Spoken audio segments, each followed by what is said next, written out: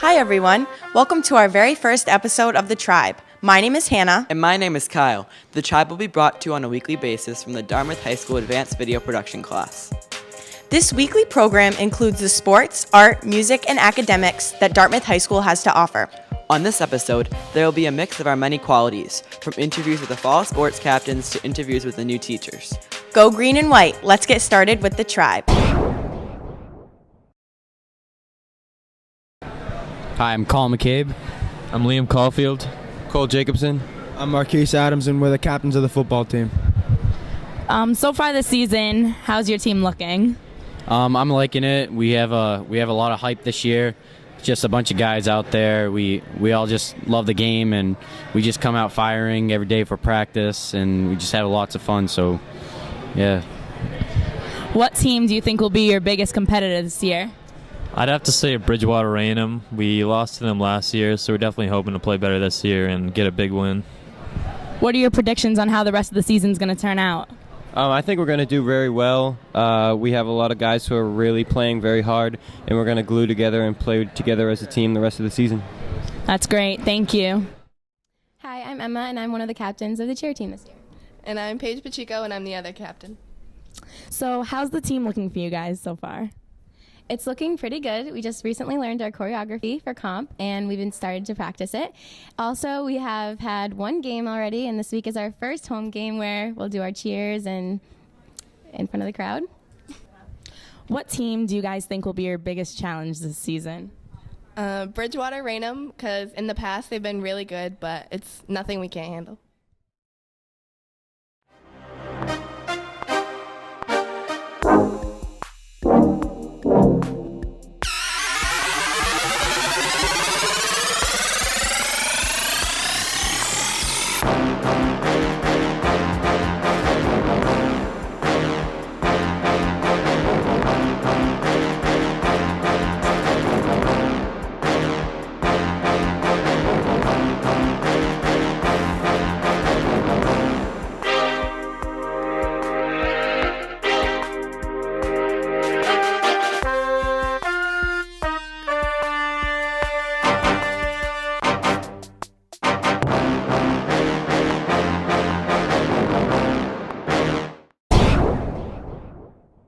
Hi, my name is Tyler Correa, and welcome to another segment of The Tribe.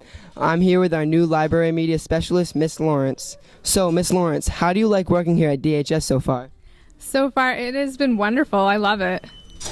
Do you like the library here at DHS? I love the library here. It's gorgeous, it's spacious, it's wonderful. Do you have a favorite genre of book here in the library? Actually, I do. My favorite genre is behind us. It's sci-fi and fantasy. Where were you before you came to DHS? I was getting my master's at Simmons College. Where did you go for college? I went to UMass Dartmouth for my undergrad, and I got my degree in writing, communications, and rhetoric. What made you interested in becoming a librarian? I have been interested in being a librarian since I was little, and I used to visit the library frequently, and once I discovered that it could be a career, I was ecstatic. What do you enjoy most about working here at DHS?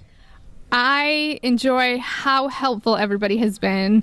Since it's my first year here, learning things is a bit tricky, and if I have a question, there is somebody with an answer. Thank you very much, Miss Lawrence. Is there anything else you would like to say to the students here of DHS? Actually, yes. I want to plug my book club. Friday Readers Forum is coming back, so come down to the library and sign up. Thank you guys very much for joining us here at DHS. We hope to see you next time.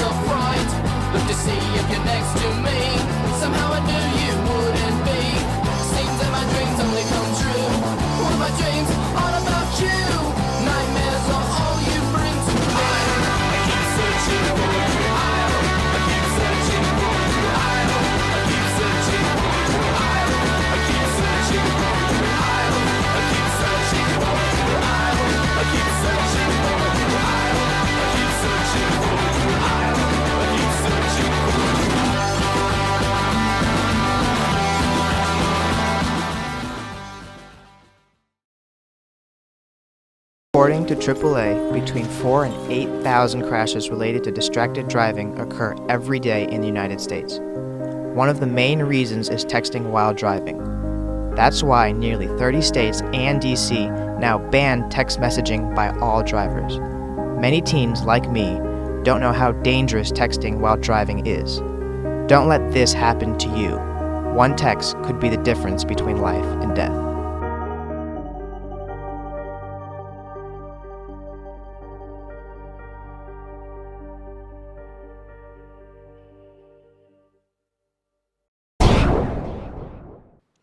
Thank you so much to the reporters and to the new teachers for being so great in their interviews. And a big thanks to the football team captains for giving us some info about their teams.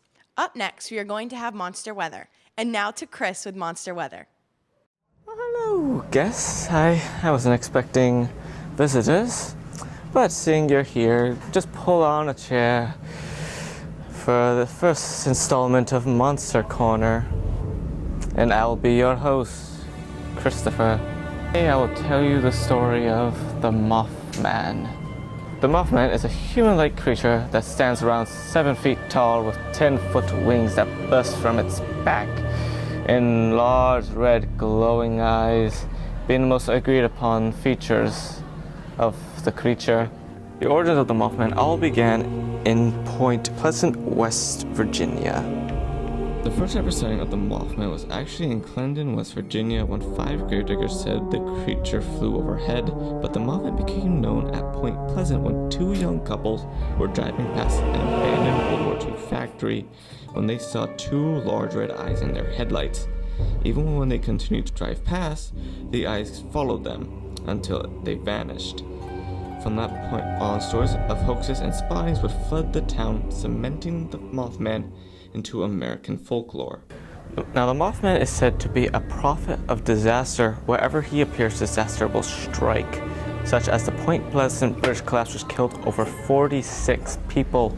It is a fascinating folklore creature, and to this day, Point Pleasant has a statue of him in their town, which is one of their most popular attractions to date. But also in 1975, author John Keel wrote a book titled The Mothman Prophecies, which became a bestseller and would receive a movie adaptation in 2010, which the Mothman must have been there himself because the movie bombed. Now our time here is ending, but I'm going to leave you off knowing the weather for this week, which is being done, what does this say here? Oh, there you know. Mothman.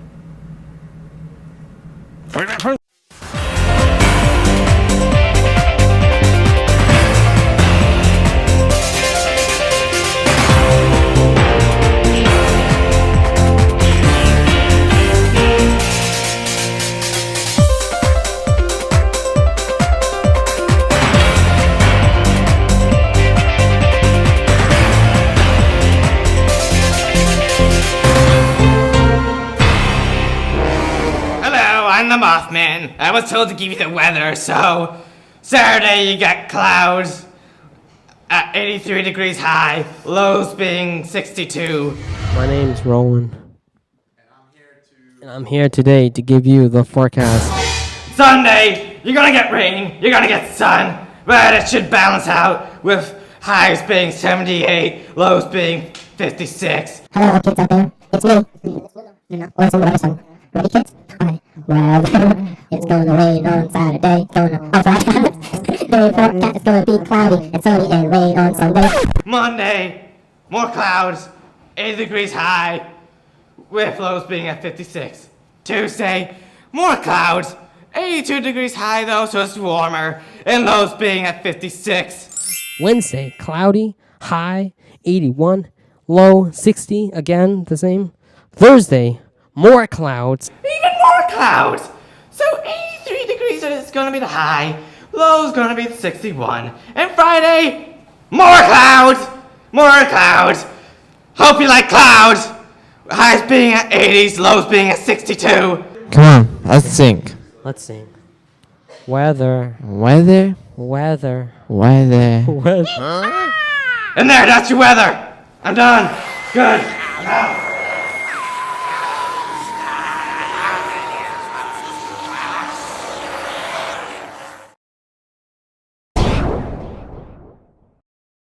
Hannah, did you enjoy those jokes? Yeah, they were really punny. A big shout out to our team for those hilarious jokes. Up next, we are going to have a segment about art. Now to Mahale and Nick for some info on our art department. Favorite thing about art class? My favorite thing about art class is that you get to be creative and you get to do fun, cool projects, and you can have fun as a class together. Awesome, that's cool. Yeah.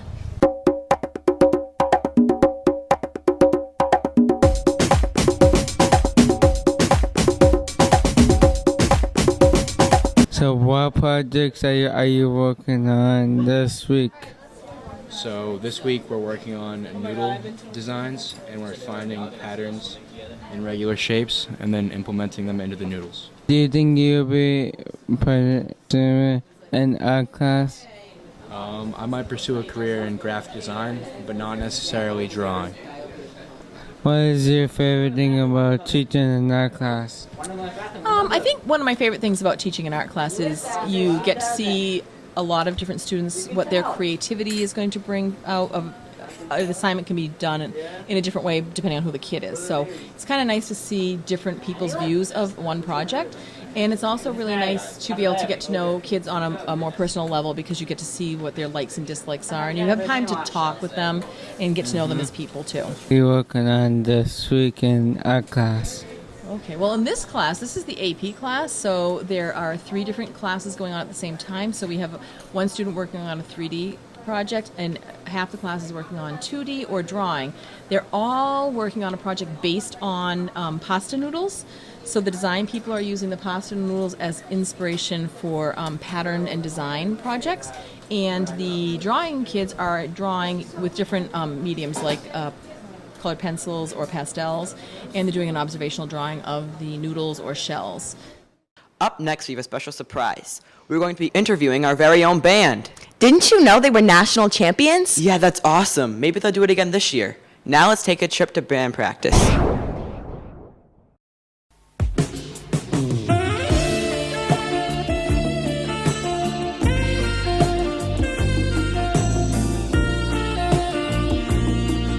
Hi, I'm Cody Cabral, and I'm here with seniors from the Dartmouth Marching Band, William Labossiere and Alexander Robin. Hi, guys. Hi. Hey, Cody. How long have you guys been in the program? This is actually my 5th and final year on the Dartmouth High School Marching Band. Wow. This is my 4th and final year in the marching band. Well, what's your favorite part about the marching band? I think my favorite part about the Dartmouth High School Marching Band would probably be the camaraderie and community that we experience. Just as a team, as one section, it's really heartwarming. Will's in a different section than I am, but still in my section, I seem to have teamwork everywhere. Everyone works together. We work with kids who are in 8th grade, which is an incredible addition to the marching band. So you guys said you're in different sections. Now, what does that consist of? Well, you see, Cody Cabral, my section consists of a pit, which is a front ensemble of instruments. We don't move, and many people consider us lazy, but I'm here to tell you that's simply not true. We actually are the backbone of the percussion section. On the other hand, I play a wind instrument, also known as the saxophone. There are many other wind instruments like that, though. You have the trumpet, trombone, tuba, mellophone. Those are classic instruments. So it's believed to be that you guys have some world-class instructors. Can you give us some examples or names of what those instructors are? Oh, well, yes, I can, Cody Cabral. One of those world famous instructors is Mr. Thomas Ungst. Perhaps you've heard of him. He's a percussion instructor, and he's known worldwide for his feats in percussion, snare drum, percussive ensembles, small percussive groups, all sorts of percussive groups. Alex? From my point of view, there are wind instructors like William Kingslin and John Souza who are known very much around the area for doing actually adult things like jobs relating to music. So, Will, you said that the percussion is the backbone of the band itself, but a lot of people say that the drum majors are the backbone. The drum majors of the Dartmouth band are Dom and Valerie, am I correct? Can you give us some insight on them? Yeah, I'll give you a little insight on Valerie Payton. And then I think my comrade Alex Aubin will give you some insight on Dominic. But Valerie Payton is just an upstanding citizen. She's very sweet. She cares a lot about the band, and she is a phenomenal drum major. She's always there for us. On the other hand, we have Dominic Vicari, who's also in his 4th and final year of the marching band. Ever since day one, he's been a fantastic conductor, doing the work he needs for us all, printing things out, giving us chalk, whatever's needed to complete practice and just get to the end of it. He's always there to keep us in time, and he's done a fine job teaching Val how to be a conductor. Wow, thank you guys. Thank you very much from William and Alex, who are representatives of the Dartmouth Marching Band. If you wish to see more about the band, you can see them at football games, competitions, and practice in the back lot. Thank you. Wow, the band was amazing. I'm really glad we have such a great music program. Yeah, I agree. I can't wait to see them perform at halftime for all the football games. Now that our show has come to an end, here's what's coming up next week on The Tribe.